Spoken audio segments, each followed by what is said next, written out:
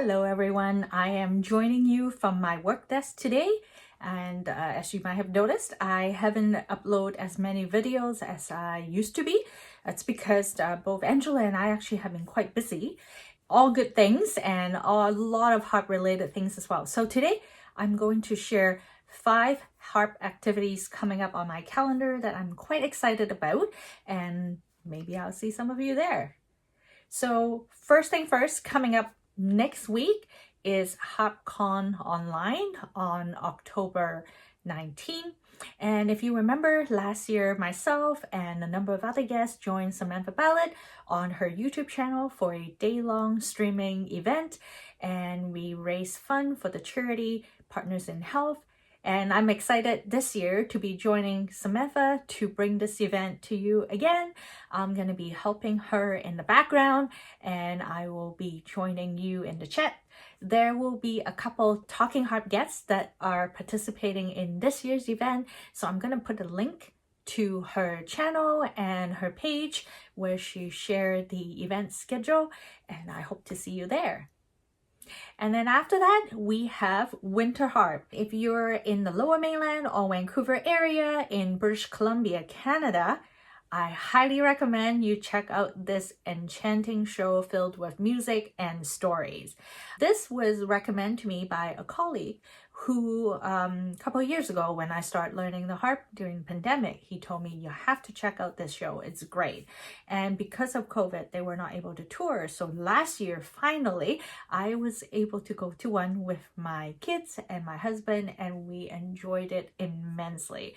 The show has, of course, harps and also some rare medieval instrument that you don't usually see, including a really big bow psaltery, and there are also percussions and other instruments that perhaps you were more familiar with.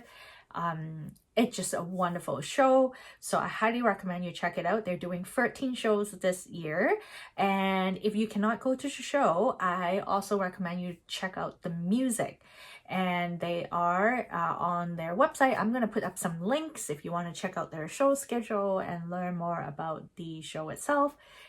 So yeah, Winter Harp. And after that, I think we're kind of getting into, actually, there is one activity that I forgot to mention that is currently happening. So I am taking part in Ailie Roberston's How to Loop workshop. This workshop take place over 4 Saturdays in the month of October. And what I love about her workshop is that if you cannot attend the live session, you can catch the replay and you will still get all the resources. So in fact, this past Saturday, I couldn't attend it because I went out with my family. And I'm gonna have to catch up on the lesson before my next one. And Ailie has a number of topics that she had put together in workshop in a similar format.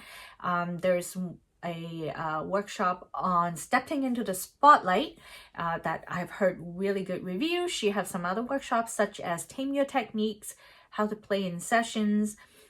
There's Celtic Christmas.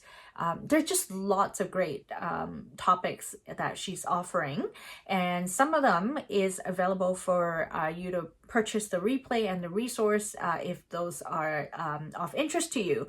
I'm going to put a link to her website for you to check them out. And Celtic Christmas is coming up, so make sure you sign up if that's something that you want to take part in. And next in line, now we're moving into 2025.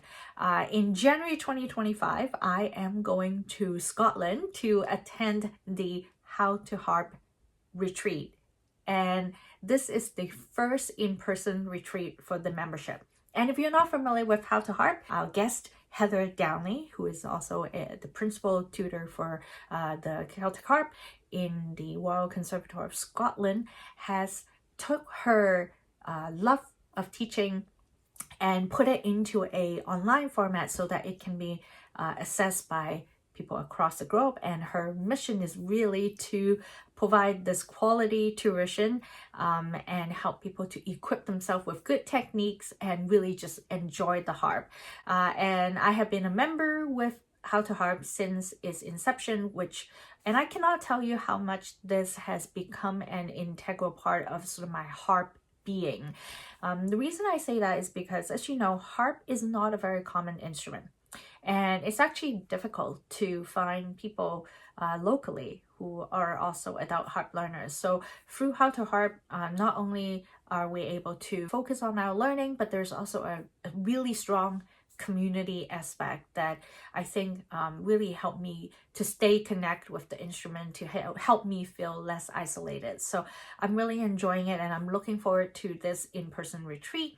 We're going to be spending a week together doing harping and sharing a lot of fun events together as well, such as a Burns supper. And yeah, I think it's going to be great. And if you are a member of How to Harp, I think there's still a couple of spots left, so I hope that you'll register and come and join us. If you're interested in an online learning platform for harp, check out howtoharp.com. And yeah, it's a great place to be. And here's the last activity that I'm really looking forward to. So while I'm in Scotland, I'm going to be making a stop in Paris, and I'm hoping to, fingers crossed, visit the Camac store in Paris. And the reason why I'm really looking forward to this trip, and it's a very personal reason, is that there are two harpists who really inspired me in my harp journey, and they're both Camac players. So there's Laura Samoji, and she plays a Camac Big Blue Electro Acoustic Harp. And then there's Deborah Hansen-Conan, the DHC that inspired the DHC harp. They both really gave me a new lens into what the harp can do. And I used to think the harp as something that, you know, you play in the orchestra, you have to have a big skirt. That's just not me. And then I saw those two play, and then I go, ooh, there is more to the harp than I knew.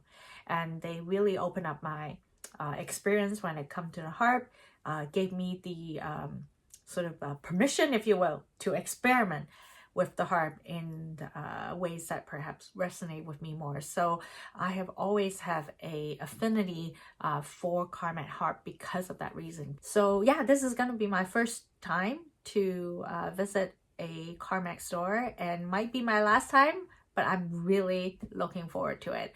So if you have been to the Camac store in Paris, let me know what I should look out for. What was your experience? How was it like? Do you have a big emotional reaction? What should I try? I would love to hear from you. But yeah, I am looking forward to making a stop at Camac when I'm in Paris in January. So those are the 5 sort of harp activities that are on my agenda right now that got me really excited. Thank you so much for tuning in. I know that we haven't been uploading a lot of videos, but both Angela and I know how much your viewership and support meant to us. When we see your comments, when we see how engaged you are and excited about the content, we know that this is a project worth doing. So we're very happy to have you here, and I'm hoping to schedule a couple interviews in the coming weeks so that I can bring you some new content very soon. Until then, I will look forward to seeing you on Harp Con Online on October 19.